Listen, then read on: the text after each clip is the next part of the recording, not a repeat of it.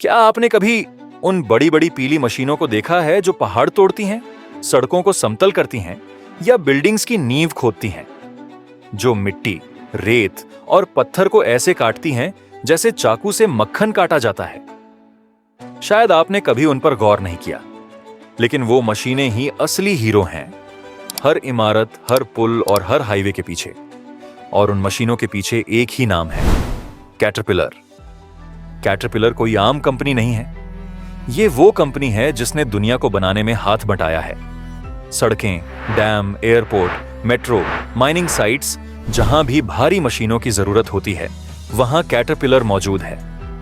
लेकिन ये कहानी एक बड़ी कंपनी की नहीं है, ये कहानी है दो इंजीनियरों की सोच की, जो 100 साल पहले मानते थे कि दुनिया की तरक्की मशीनों के दम पर हो सकती है। साल 1925, अमेरिका। दो कंपनियां जो खेती के लिए ट्रैक्टर बनाती थीं, होल्ट मैन्युफैक्चरिंग और सीएल बेस्ड ट्रैक्टर कंपनी, उन्होंने मिलकर एक नई कंपनी बनाई, कैटरपिलर ट्रैक्टर कंपनी। उस समय खेती करना आसान नहीं था, मिट्टी दलदली होती थी, बारिश में ट्रैक्टर धंस जाते थे। बेंजामिन होल्ट ने इस समस्या को हल किया। उसने ऐसे ट्रैक्टर बनाए जो पहिए की जगह ट्रैक्स पर चलते थे, जैसे टैंक। इससे मशीनें कीचड़ में भी नहीं फंसी। लोगों ने मजाक में कहा, Just like a caterpillar. Caterpillar it is. That's the name for it.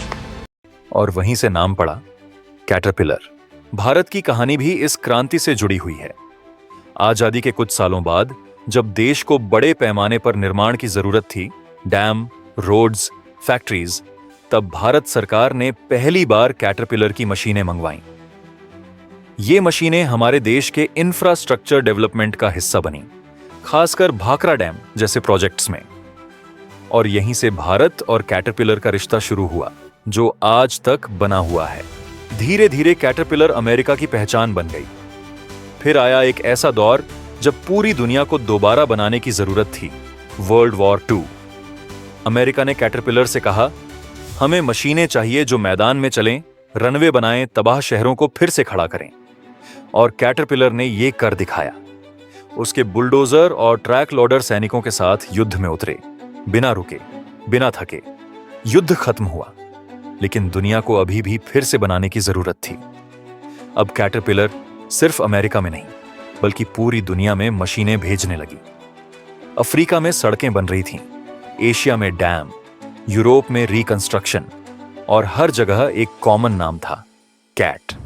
और फिर आया असली गेम चेंजर, ब्रांडिंग। कैटरपिलर ने सिर्फ मशीनें नहीं बेचीं, उसने भरोसा बेचा।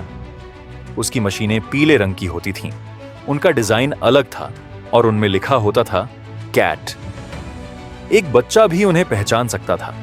और जैसे जैसे दुनिया में इंफ्रास्ट्रक्चर बढ़ता गया, वैसे वैसे कैटरपिलर भी बढ़ता गया। आज कैटरपिलर का नेटवर्क 190 से ज्यादा देशों में फैला है। इसके 100 से ज्यादा प्लांट्स हैं। और सबसे कमाल की बात, इसके कुछ पुराने मॉडल आज भी काम कर रहे हैं। सोचिए, 30 से 40 साल पुरानी मशीनें जो अभी भी एक्टिव साइट्स पर इस्तेमाल हो रही हैं। ऐसी ड्यूरेबिलिटी शायद ही किसी ब्रांड में हो। कैटरपिलर ने अपने बिजनेस को सिर्फ मशीनों तक सीमित नहीं रखा।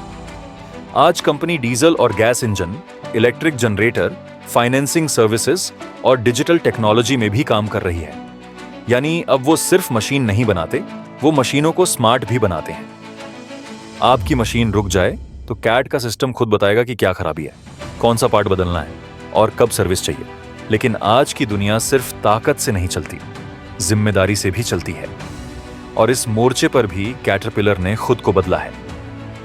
आज कंपनी ऐसी मशीनें बना रही है जो कम प्रदूषण करती हैं, ईंधन की बचत करती हैं और पर्यावरण पर कम असर डालती हैं। सस्टेनेबिलिटी अब इनके बिजनेस का एक हिस्सा बन चुका है। इस पूरी यात्रा में कैटरपिलर ने सिर्फ मशीनें नहीं बनाई, उसने शहर बनाए, पुल बनाए, सपने बनाए। एक खेत में चलने वाले ट्रैक्टर से शुरू होकर यह कंपनी आज उन मेट्रो शहरों के दिल में धड़क रही है, जहां हर मिनट कुछ नया बन रहा है। कैटरपिलर की यह कहानी हमें एक बड़ी सीख देती है। अगर आप एक बड़ी सोच के साथ मेहनत करें तो आपकी मशीनें भी इतिहास लिख सकती हैं। यह सिर्फ एक इंजीनियरिंग की कहानी नहीं है, ये उस जुनून की कहानी है जो कहता है, जहां रास्ता ना हो वहां हम रास्ता बनाएंगे। और यही है असली कैटरपिलर स्पिरिट। अगर आपको ऐसी कहानियां पसंद हैं, चाहे वो 100 साल पुरानी कंपनी हो या आज की किसी स्टार्टअप की क्रांति, बस एक चीज कॉमन होनी चाहिए, दुनिया पर असर डालने वाला विजन। तो इस वीडियो को लाइक करें, दोस्तों के साथ शेयर करें और बिजलेंस को जरूर सब्सक्राइब करें, क्योंकि यहां हर कहानी सिर्फ बताई नहीं जाती, महसूस कराई जाती है।